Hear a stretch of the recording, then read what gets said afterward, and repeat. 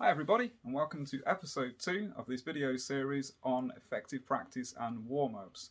Thanks also to all the new subscribers. Every single one of you really helps encourage and support this channel.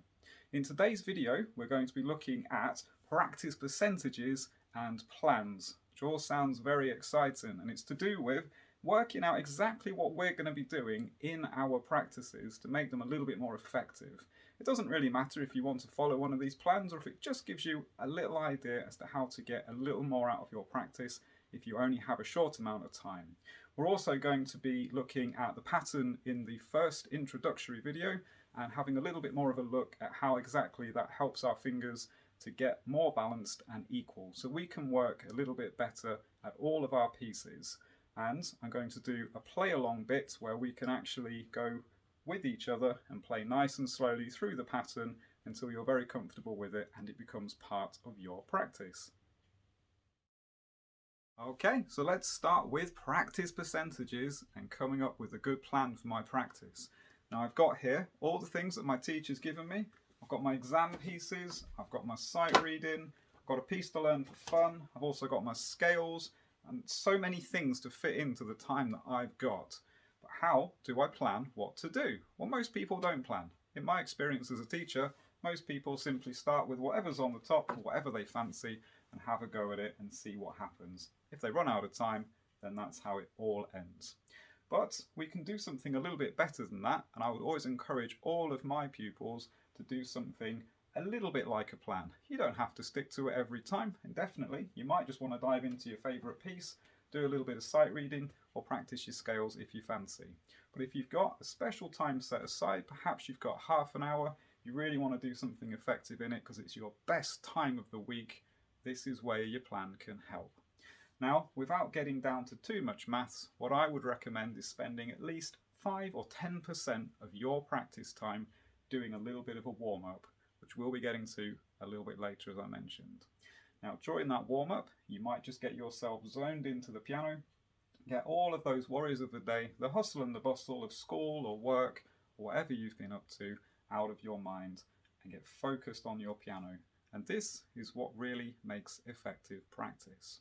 So, I might think, after I've done my warm-up, I'll do a portion of exam pieces, a portion of sight reading, a portion of fun things, and I'll fit my scales into that somewhere as well, and maybe some improvisation, or maybe I'm composing a piece too. There's room for everything in your practice. So one of the tips I would also give you would be to start with whatever you find most difficult. This sounds like a very odd idea, but after I've done my warm-up, I'm at the peak of my concentration. As we all know, concentration doesn't last forever. So you might spend the first part of your practice after your warm-up doing the most difficult thing.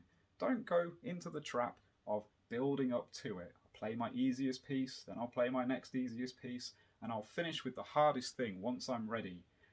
That's actually probably the worst thing you can do, because by that time you may be at the end of your concentration and all of your brain power has gone. So this will make it very tricky to play that tricky piece and not help you to get further with it. Instead, start with your tricky piece and work through your practice plan with that at the beginning. Next, you might want a bit of variety. You might not. It's really up to you, but definitely have a plan so you can fit everything in and make sure that it's effective for you.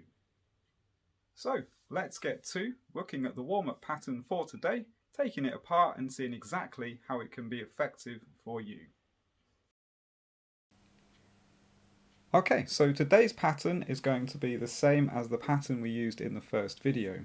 It's going to run from C, and you're going to have your little finger on A in the right hand. So your start position will look a little bit like this. Remember that there's a gap between the C and the E, and we're going to play the notes in order using our right hand from thumb through each finger like this.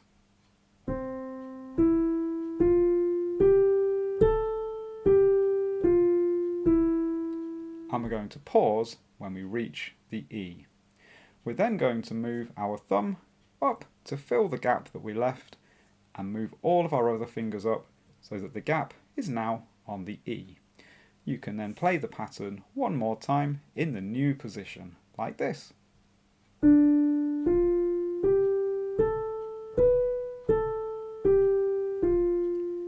Again, remember, avoid the temptation to press your thumb, because your thumb will be pressing the new key of E and shuffling your other fingers up, and the gap has moved this time to F for the next playthrough.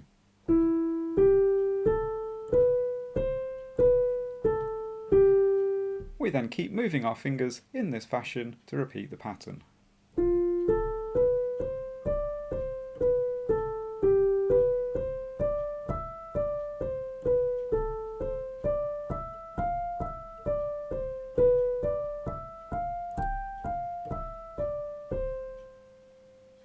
Once I've reached the C, one octave above the note that I started on, I will then stop the pattern and we can carry on from a new position a little bit lower down to redo this pattern one more time. I'll also be doing this with my left hand a little bit later, but for now, let's dissect the pattern. So what does this pattern actually do? Well, as you can see in this hand, we are moving a little bit up the keys, which for people about grade 1 to 2 is not a new thing. If you've not moved your hand a whole lot, this might be a new experience and it's a good way of learning. But for anybody above grade 1 or 2, that's not the main idea. What we're actually doing is listening to our hands and trying to make sure that each of our fingers is doing exactly the same job. So if my thumb is very loud,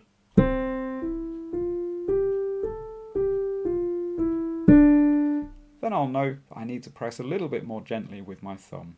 It is a bit of a classic sort of thing to have that, where your thumb is just a little bit too loud. It feels like a very heavy finger to press down, compared to the little finger, which has to work very hard to produce the same sound. So we're listening for all of our fingers to be the same, like this.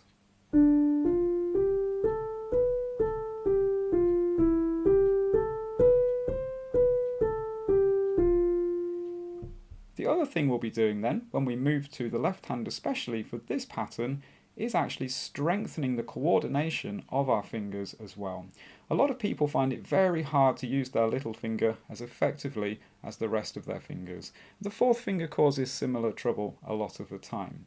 So when I swap hands now and move to my left hand, I'm going to put my little finger on C this time, and then I'm going to stretch my other fingers out nice and comfortably across, still leaving the gap in the same place, but this time it will be between 5 and 4 on our fingers, and it will sound like this.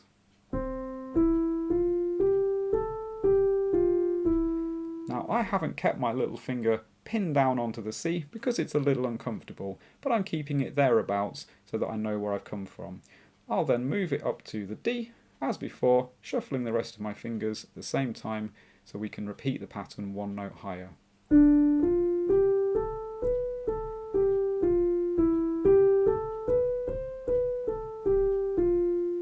So there is the pattern for the left hand, which we'll go through together a little bit later as well. And you can see that in this hand, it's definitely going to help you strengthen the coordination of your fingers. Don't make the mistake of thinking it strengthens the fingers themselves as such. I can't think after all these years of playing that my fingers are particularly much stronger than they were, but it does help to strengthen the coordination or my ability to move them independently from the other fingers so that I can play the piano in a different way to how I used to be able to. So what happens next? We're going to have a look at those two patterns together, and I'm going to play them with you. So first we are going to look at the pattern with the right hand, and I will play it through slowly. You can play along too if you like.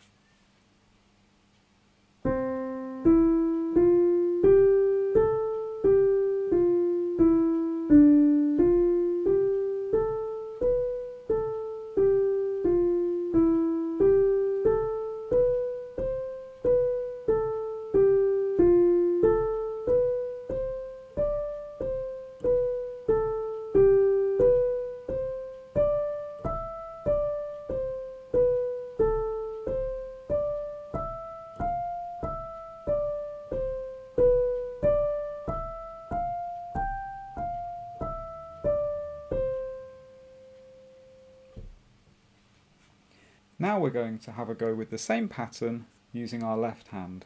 I'm going to start one octave lower as it's a bit easier for me to reach.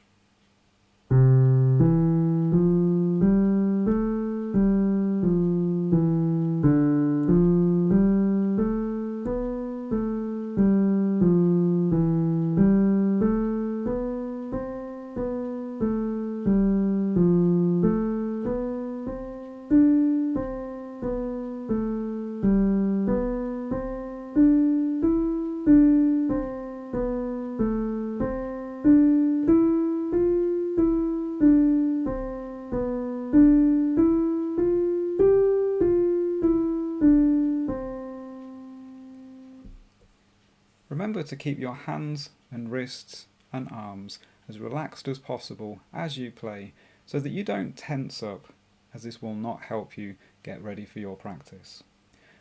Now we're going to try the same pattern again, but with both hands. You might not be able to do this straight away, nor is it really that much more effective at helping you warm up, but it does make both hands work together, and that can be useful for coordination when you're ready to do it. This is what it will look like.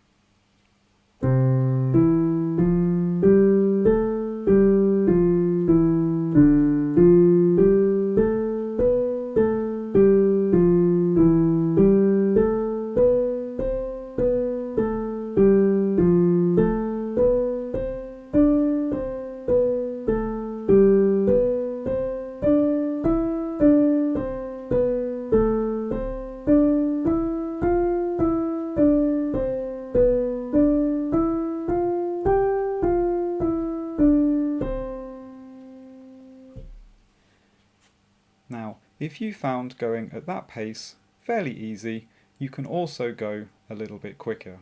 I'm not a big fan of recommending that anybody goes quickly. It won't really help you improve to play if you're not ready for it. But if you can, then it will be a little bit quicker and it will help you with your coordination at your current level. If you went quicker, this is what it might look like.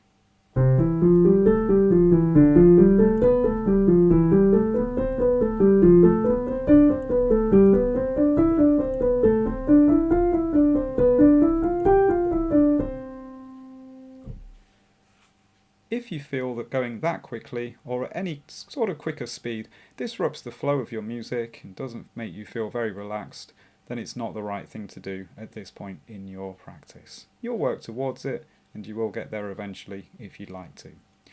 If even going quicker doesn't seem to challenge you anymore and you'd like some extra ideas, perhaps you could introduce some different rhythmic ideas or articulations. Different rhythms might be a dotted rhythm like this.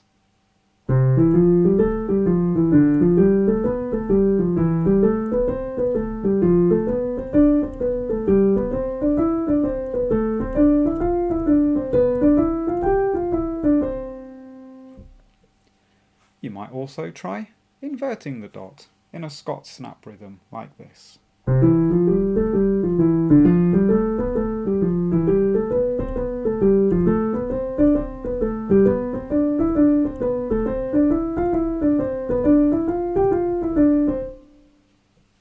Articulations, which is the texture of your music, you could try staccato like this.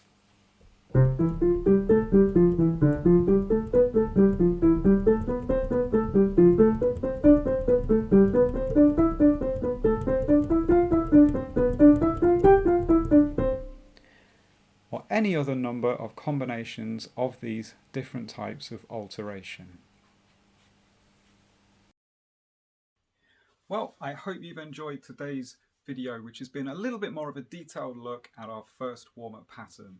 If you have enjoyed the video, feel free to leave a like and subscribe to the channel if you haven't done so already. I'll see you in future videos. I hope you have a great day and enjoy your journey.